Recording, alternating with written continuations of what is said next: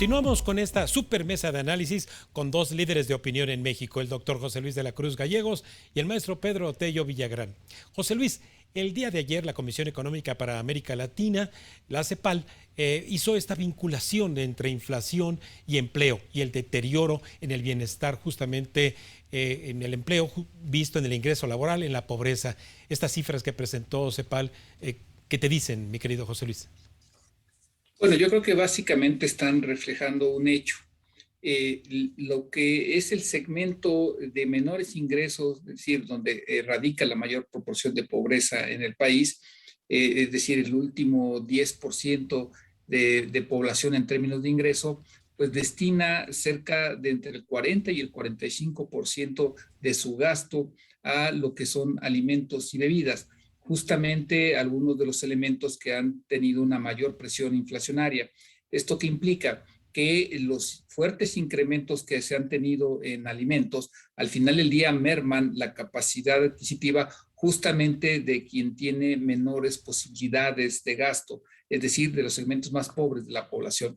Entonces yo creo que eso, asociado con lo que muy bien mencionaba Pedro, de que el empleo que se está generando pues está en rangos de alrededor de 2 salarios mínimos y como máximo hasta 3 salarios mínimos, lo que acaba implicando es de que el poder adquisitivo de la mayor proporción de los mexicanos se está viendo afectado por este problema de inflación y que aún con el aumento del salario mínimo, pues eso no alcanza a ser la cobertura suficiente y la estimación de la CEPAL es de que entonces bajo ese contexto de bajo crecimiento, de alta inflación que afecta a los segmentos más pobres de la población, pues existe un riesgo de que aumente nuevamente la cantidad de mexicanos por abajo de la línea de pobreza.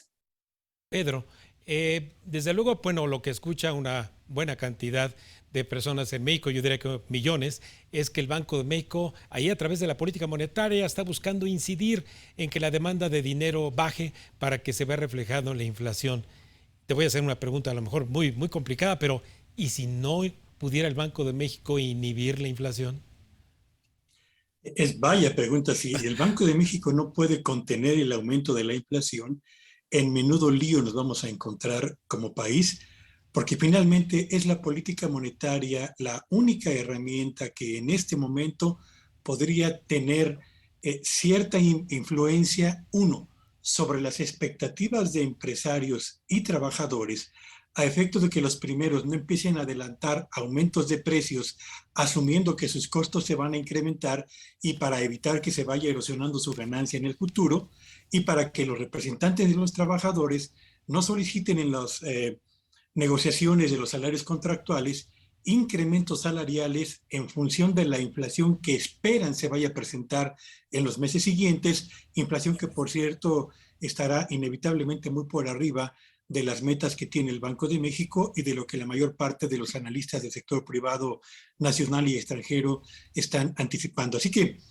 yo creo que la función principal de la política monetaria del Banco de México en este momento y en el corto plazo es mantener sujetas las expectativas de empresarios y de consumidores, asumiendo que la mayor parte del componente inflacionario que golpea a la economía mexicana proviene del exterior. Y para complementar lo que bien señalaba José Luis, déjame señalar solamente tres datos interesantes a este respecto, Sí, Raimundo. sí, por favor. La Organización de las Naciones Unidas para la Alimentación y la Agricultura, la FAO, señaló que cerramos el mes de mayo pasado con un índice de precios de alimentos en general que está casi 23% por arriba del nivel ya de por sí elevado que registraban esos mismos alimentos en mayo del año pasado. Los precios internacionales de los productos cárnicos alcanzaron en mayo pasado un nuevo nivel histórico. Y entre enero y abril de este 2022, México compró 7% menos volumen de granos y oleaginosas. Estoy hablando de maíz, frijol, arroz, soya, trigo, avena, cebada y malta. Compramos menos volumen en 7%, pero pagamos casi 14% más por un menor volumen de estos productos. Y la tendencia que prevalece en este momento en el mercado a escala mundial por cuanto a los precios de alimentos que le pegan directamente a la inflación en nuestro país, apuntan a que estos precios difícilmente van a descender en el curso de los próximos meses. De modo pues que la batalla contra la inflación reclama de Banco de México un trabajo mucho más firme en cuanto al aumento de las tasas de interés, habida cuenta de que a un mes de que se aplicó el famoso PASIC, los resultados distan de ser los que de él se esperaban. Sí, justamente, José Luis, con respecto a este programa para combatir a la inflación y la carestía, ya estamos a un mes de que inició este programa. Desde el IRIC que tú diriges, ¿qué es lo que ven de verdad en el mundo real? ¿Se está conteniendo ese incremento de precios de 24 productos? Mira, yo creo que aquí hay un elemento esencial que se debe de considerar. Es que al final del día, en un grupo importante de los que componen esta canasta en la que se ha intentado controlar el aumento de precios, pues hay una dependencia por parte de México de las importaciones que realizamos. Por ejemplo, en arroz, en algunos tipos de maíz, particularmente el maíz que va a la alimentación del ganado. Lo que México hace es importar entre más del 50 y hasta el 70% del consumo total que realizamos. ¿Esto qué implica? Pues de que si bien en el corto plazo la medida pudo quizás contener ese aumento en precios, pues el hecho de que a nivel internacional, que es a donde vamos a comprar la mayor proporción de esos alimentos que consumimos o con los cuales se consume o el ganado consume su alimento, pues al final del día esa presión va a existir y entonces el riesgo que tenemos es de que una vez que avanzan las semanas, pues esa presión externa siga desgastando a este mecanismo. Y yo creo que eso es parte de lo que está ocurriendo, sin contar que por otro lado hay cierta insuficiencia en la importación, por ejemplo, de alimento que venía de Ucrania y de Rusia y que servía, por ejemplo, para alimentar a los pollos. Ahorita hay un problema bastante interesante. Entonces, en ese sentido, me parece que al final del día, estas medidas y lo que hace rato se mencionaba, las medidas de política monetaria, pues no alcanzan a incidir en algo que está ocurriendo de forma externa y que entonces el riesgo que corremos es de que esta presión inflacionaria pues de alguna forma rebase a los mecanismos tradicionales de política económica. ¿Por qué? Porque no van a tener la capacidad de enfrentar esta burbuja de precios que es de una naturaleza distinta para lo que fueron diseñados esos mecanismos. Y hay un elemento todavía adicional a considerar. Sí.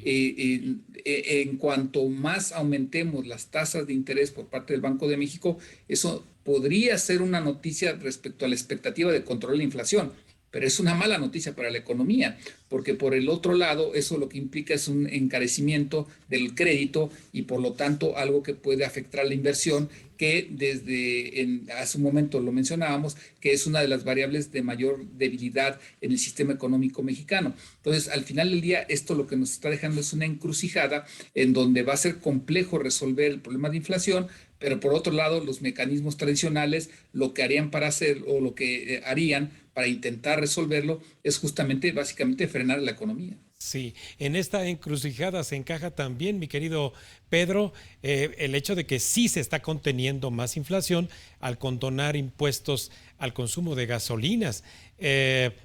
Las finanzas públicas, el tremendo hoyo, está haciéndonos ver que vacas gordas de altos precios del petróleo no nos está permitiendo ahorrar. ¿Vendrán entonces las vacas flacas? Bueno, seguramente sí. Es decir, recordemos el precio de un barril de petróleo. Para poner un ejemplo que quienes nos escuchan lo puedan entender bien, si está en este momento en $120, el equivalente a un barril de petroquímicos debe estar en este momento en $150. Así que los dólares adicionales que ingresan a México por la exportación de petróleo crudo, de inmediato los drenamos al exterior a través de la importación de todos los productos petroquímicos que no producimos internamente, ni combustibles, ni tampoco productos o materias primas esenciales para el sector farmacéutico, para el sector químico, para la industria alimentaria, y que debemos traer del exterior a precios evidentemente superiores a los del petróleo. Así que las finanzas públicas están sometidas a un asedio importante, y es el asedio de los subsidios que se están otorgando a las gasolinas, que al mismo tiempo resultarán insuficientes para mantener el equilibrio en las finanzas en lo que resta de este año, en momentos en los que precisamente aquello que no traemos o que no producimos en cantidades suficientes exige el destino o el uso de una mayor cantidad de recursos para poder importarlo y ponerlo a disposición de la planta productiva nacional, Raimundo.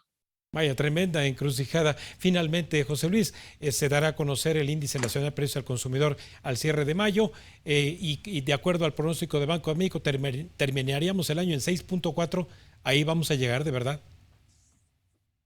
Mira, yo creo que la expectativa, al menos de la mayor parte de los análisis que se resume en lo que son las encuestas del Banco de México, de Banamex, por ejemplo, pues lo que están reflejando es que en realidad está más pegado hacia el 7%. Desde mi punto de vista particular, sí estará más hacia un 6.8 o hasta el 7%. ¿Por qué? Porque los factores que están presentes, que están presionando a la inflación, fundamentalmente son externos y todavía no se diluyen y en realidad existen riesgos para que esto se mantenga. ¿Cuáles riesgos? La guerra en Ucrania, los problemas de China por COVID y la proveeduría, lo que ello implica para la proveeduría de la cadena logística de manufacturas global y la propia desaceleración de la economía en los países desarrollados. Entonces, todos esos factores de alguna forma están influyendo para mantener una expectativa de precios altos y de bajo crecimiento que me parece va a permanecer al menos durante este año. Y Pedro, hiciste el diagnóstico sobre las materias primas, también seguirán en precios altos. Sí, por supuesto, sin lugar a dudas, la propia FAO en lo que a alimentos se refiere lo ha señalado y basta revisar los futuros de los mercados de Estados Unidos para darnos cuenta que los metales y los minerales también se van a mantener al alza. Así que tendremos un cuarto año de la administración del presidente Andrés Manuel López Obrador con un avance de la inflación que va a ser 3 veces mayor el crecimiento de la actividad económica nacional y con una generación de empleos que se va a quedar, diría yo, en la tercera parte de los empleos que requeriríamos solamente en este año para atender el crecimiento natural de la población. Pues tremenda encrucijada y desde luego solamente con ustedes en estas supermesas de análisis con que nos apoyan aquí en Cuentas Claras, a nuestra audiencia le quedan justamente las cuentas más que transparentes. Muchísimas gracias, José Luis. Gracias por la invitación. Muchísimas gracias, Pedro. Gracias por la invitación, Raimundo. Buenas tardes a todos. Un fuerte abrazo para ustedes. Buenas noches, amigos míos. Bueno, pues antes de ir un breve corte, les recuerdo nuestras redes sociales de la Agencia Mexiquense de Noticias para que nos sigan en Facebook y en Twitter, @AMX Noticias y @Raimundo Tenorio.